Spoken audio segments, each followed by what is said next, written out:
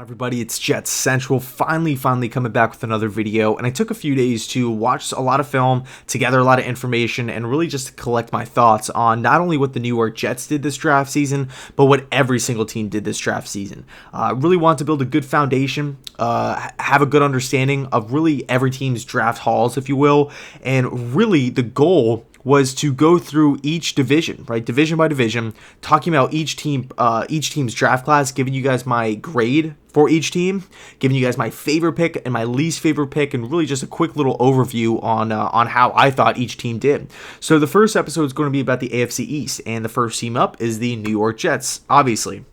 So I have to say, first and foremost, I thought the New York Jets did an outstanding job. I mean, from top to bottom, looking at the hand that the Jets were dealt with, not having any second round picks, with not having a lot of picks at their disposal, I thought the Jets did a fantastic job of acquiring talent. And I have to be honest, it really just seemed like there was no rhyme or reason to a lot of these Jets picks, which tells me that there was a lot of heads in the room making each pick, right? So like Gase had a say, McCagnon had a say, Greg Williams had a say. There was no, it wasn't a situation like the Seattle Seahawks where you have a really solid idea of the players that they're going to be targeting, right? Guys that are really confident, guys that do really well at the combine, guys that are extremely athletic, guys that compete, really fight, they're in attack mode. Each team kind of has their individual traits that they look for, but with this New York Jets draft class, it really was just all over the map, really hard to predict, really unpredictable.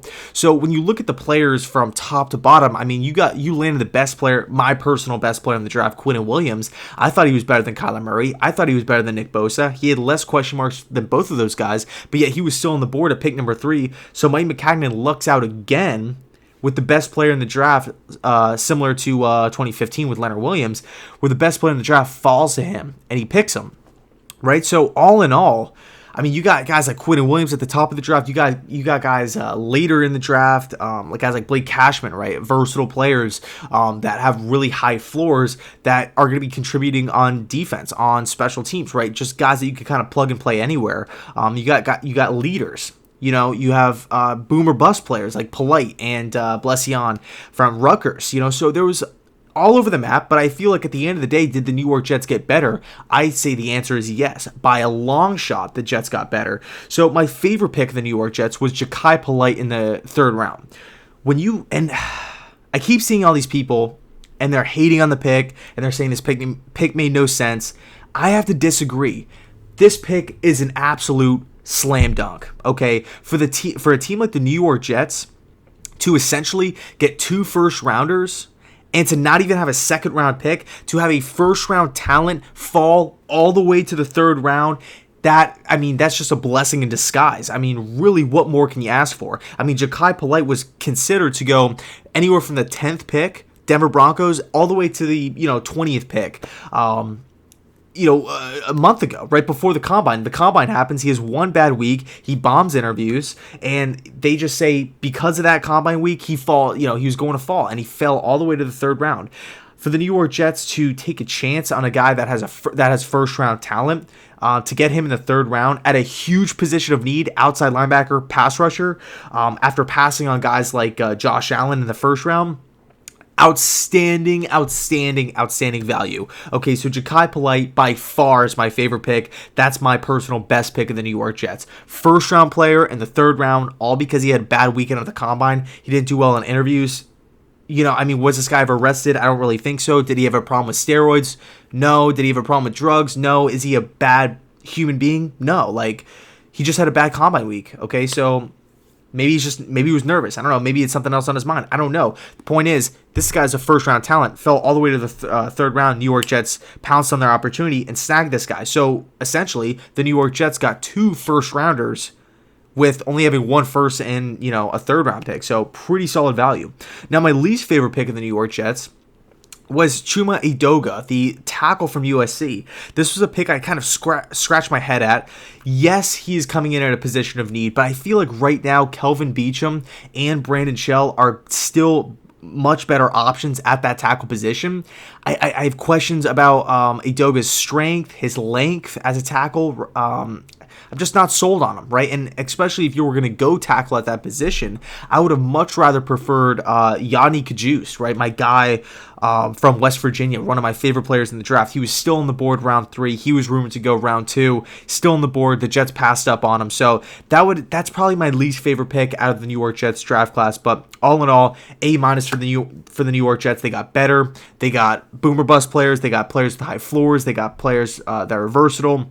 And of course, they got the best player in the draft, in my opinion, in Quinnen Williams. So moving on, we got the Miami Dolphins. The grade that I would give the Miami Dolphins is an A. The Dolphins killed it. They did an outstanding job once again. Round 1, Christian Wilkins. I mean, high character guy, leader, coming from a winning program, experience winning games at Clemson, high motor, really motivated, amazing story off the field. He's coming into this Miami Dolphins locker room right now with it. This is a Dolphins team, hasn't really won a bunch of games. All right, they don't really have a bunch of leaders on this team. They don't really have a lot of veterans on this team. New coaching staff, new quarterback. They have amazing young defensive pieces like Xavier Howard. I like Kiko Alonso, Minka Fitzpatrick, one of my favorite players in the league. Now you're adding Christian Wilkins to that mix. Are you kidding me? Outstanding pick. At pick number 13 too. So it's not like you're spending a top 5 pick on this guy, almost like a Cleveland Farrell, where they're spending a top 5 pick, but you could say, are they reaching? Nope, the Dolphins didn't reach at all. Perfect value, 13, Christian Wilkins, slam dunk. So when I look at this Dolphins draft class, I mean, really they went for guys with high upsides, guys really drafting guys that are versatile, guys that could fill a bunch of needs. And I would have to say, and by the way, I should also bring up, they traded down in the second round. So they ended up trading their second round pick for Josh Rosen. But they didn't just trade the 43rd pick. They traded down, acquired a 2020 second round pick because of them trading down. Then they opted to trade that second round pick. I think it was in the 60s. I think it was 63. They traded the 63rd pick to the Arizona Cardinals for Josh Rosen. Are you kidding me? A top 10 pick a year ago. The Miami Dolphins, fantastic job. My hat goes off to the new general manager over there. New head coach Brian Flores. You got O'Shea. You got Jim Caldwell in the building. They killed the draft. If you're a Dolphins fan out there, amazing job. You guys did a great job. You have Josh Rosen in the mix now. Fantastic job for the Dolphins. My favorite pick, though, is probably Christian Wilkins, kind of for the reasons I touched on before. And I went back and forth, Christian Wilkins and Myles Gaskin. And I wasn't going to say Josh Rosen because he wasn't, picked. He wasn't a draft pick. But Myles Gaskin in the 7th round out of Washington. Keep an eye on him. He could be a sleeper, a good fantasy player, a good guy out of the backfield to with swing passes and whatnot. But I think at the end of the day, Christian Wilkins is going to come in and be a building block. He's going to be a cornerstone of this Miami Dolphins defense, along with Fitzpatrick, along with Xavier Howard, if they plan on keeping him long term. But I think, high character, great leader, holds players accountable, ton of production, coming from a winning program. Really solid pick and draft class for the Miami Dolphins.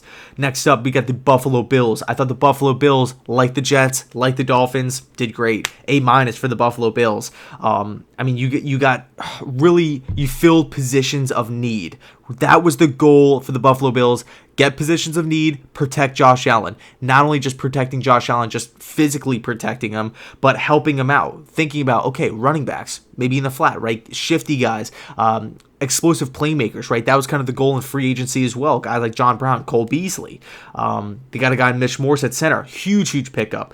But I'm looking at this Buffalo Bills draft class. I mean, Ed Oliver, really high upside, probably the highest upside, highest ceiling in the NFL draft as a whole, 2019 draft. To get Ed Oliver at pick 9, who's rumored to go 3, who's rumored to go 4, who's rumored to go 6. To get him at 9, incredible value.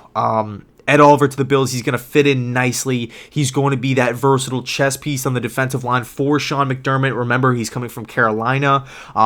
Great defenses really throughout his tenure there, defensive coordinator there. So Ed Oliver is going to be the most talented player on this Buffalo Bills defense. Now, this Bills defense does have a lot of nice pieces on defense already. Guys like Hyde and Poyer and Tre'Davious White and stuff like that. Tremaine Edmonds, one of my favorite players in the league as well. Huge steal out of last year out of VTech, but Ed Oliver, amazing pick. I would have to say my favorite pick, though, the Buffalo Bills was Cody Ford, round 2. I mean, tremendous job by the Buffalo Bills to go out and say, you know what? We have Josh Allen on our team. The reason why we lost games last year wasn't because of Josh Allen. It was because we could not protect him. We need to protect him. We go out, we sign Mitch Morse. We already have Deion Dawkins, a guy who I like. Now we need to get Cody Ford. Who is falling in the draft? Cody Ford. The Buffalo Bills wanted to move back up into the first round to get Cody Ford, but he was falling, so they kind of called their bluff. They called these teams bluff, and they said, hey, you know what? Let's keep on waiting. Let's keep on waiting. Let's keep on waiting to see if Cody Ford falls to round 2. He did. The Bills snag him. Amazing, amazing job. Cody Ford's going to come in. He's a nasty player. He's going to help out really, really, just a huge impact in the run game. He's kind of that downhill style of mauling offensive lineman. So Cody Ford to the Buffalo Bills, a round 1 talent in round 2. Tremendous job by the Bills. Also, Vosean Joseph as well out of Florida. I watched a lot of him. At Florida, inside linebacker, he's another guy who's just nasty. He's undersized, but he can fly around. He plays with a lot of passion, a lot of speed. Vosean Joseph, keep your eye on him if you're a Buffalo Bill fan. I'd have to say my least favorite pick is Dawson Knox, the tight end. Yes, he's a really, really solid blocking tight end. I don't really think he's much of a pass-catching tight end at all. And the thing that troubles me is that they took him in round 3, Dawson Knox is a solid player. Don't get me wrong, but I feel like you could have got Knox in round 4 or 5, not round 3, not reaching on him in round 3. So really just the reach, really taking a guy who can't really do a lot for your offense in round 3, little questionable to me. So Knox is my least favorite pick out of the Bills draft, but nonetheless, still a solid draft, A-, all around. So next up, New England Patriots. The New England Patriots, I would have to say, next to the Denver Broncos, had the best draft class in the sport. All right, A+ for the Patriots here. N'Keal Harry, Jajuan Williams, Yanni Cajuste, one of my favorite players. Ken Webster in the 7th round out of Mississippi. Amazing job, Chase Winovich. The Patriots did so well in this draft, whether they're drafting for need, whether they're just the way they maneuver, trading up and trading back and trading up and trading back, having good players fall to them. N'Keal Harry's going to come in and be a star for this New England Patriots team. Perfect system fit. He's going to be able to play on the outside, on the inside. He could do whatever you could really do whatever you want with him. Amazing hands. He doesn't have over the top speed. He can't, I don't want to say he's the most athletic guy in the world. He's no DK Metcalf, but his hands are second to none. Especially in this draft class, N'Keal Harry is going to be a beast for the Patriots. Jajuan Williams out of Vanderbilt, another guy who I was really high on coming out. Slot corner, had a lot of responsibility at Vanderbilt, did an outstanding job inside the SEC. You always have to give props to the players that come from Kentucky and Vanderbilt, guys that are in the SEC but aren't at these top-of-the-line Auburn, UF, Alabama, Texas A&M programs that get these 5-star beasts in all the time, but they have to guard those 5-star beasts, those 4 or 5-star beasts. So Jajuan Williams, amazing pickup, smart kid, really, definition of a grinder, versatile player. Chase Winovich, okay, this is a guy who everybody seems to be talking about. It seems like he's a lot of fans' favorite players. Chase Winovich, a guy that plays with a relentless motor, a guy who had actually more production than Rashawn Gary at Michigan. You can't scoff at that. So this guy out-hustled Rashawn Gary. He outproduced Rashawn Gary. And this is a guy who's going to come into this Patriots locker room, this Patriots defense, and is going to get after the passer. Going to get after the passer day one. All right, so Winovich is a guy who I like. Damien Harris, running back out of Alabama. Remember, Harris was considered better than Josh Jacobs before the season started. All right, Damien Harris was the key, but Josh Jacobs kind of Jacobs outproduces Harris. To get Harris in the 3rd round is outstanding for the Patriots system that they always seem to get incredible production out of the running back position anyway. So Damien Harris, round 3, outstanding. That's incredible job by the Patriots to get Harris. And then of course Yanni Cajuste, one of my favorite players in the draft, to get him really at the bottom of round 3. You just have to tip your cap to the Patriots organization. They killed it. Bill Belichick killed it. My favorite pick was Cajuste for this Patriots team. They just lost Trent Brown. I don't think he could come in and step in at left tackle right away. Maybe at right tackle, but he's a guy who's nasty. He's a guy who has a lot of experience playing in a 3-step drop ball out system, similar to what the Patriots do, coming from the air raid system with Dana Holgorsen at West Virginia. So Cajuste, perfect system fit. He's going to be an absolute stud for the Patriots. He's nasty too. He's not afraid to kind of get down and dirty and really go and just fight in the trenches. Not afraid to do that at all. I would have to say my worst pick is Jake Bailey, the punter from Stanford, only because they reached on him. You know, middle round for a punter. And granted, I'm not an expert at evaluating punters, but I really didn't I liked a lot of these Patriots picks. Like I said, Ken Webster around 7, straight steal out of Mississippi. So I would have to say Bailey, just reaching on a punter in the middle rounds when I feel like you could get this guy around 7, maybe undrafted. But who knows? Maybe this guy is an absolute stud at punting the football. But I got to be honest, I didn't watch any tape on Jake Bailey, at all. I just don't know what I'm watching with punters and stuff. So really that's it. Patriots A+. So from top to bottom, AFC East did a fantastic job in the draft. Thought the Bills, the Jets, the Dolphins, and the Patriots got a lot better, and they really maximized their overall draft assets. So I'll leave it there. Next episode will probably be the NFC East. Like I said before, I'm going to try to flip-flop AFC to NFC and so forth and so on. So let me know your thoughts. How do you guys think the AFC East teams did in your opinion? And let me know. Can't wait to touch base with you guys. Thanks so much for watching. And as always, go Jets.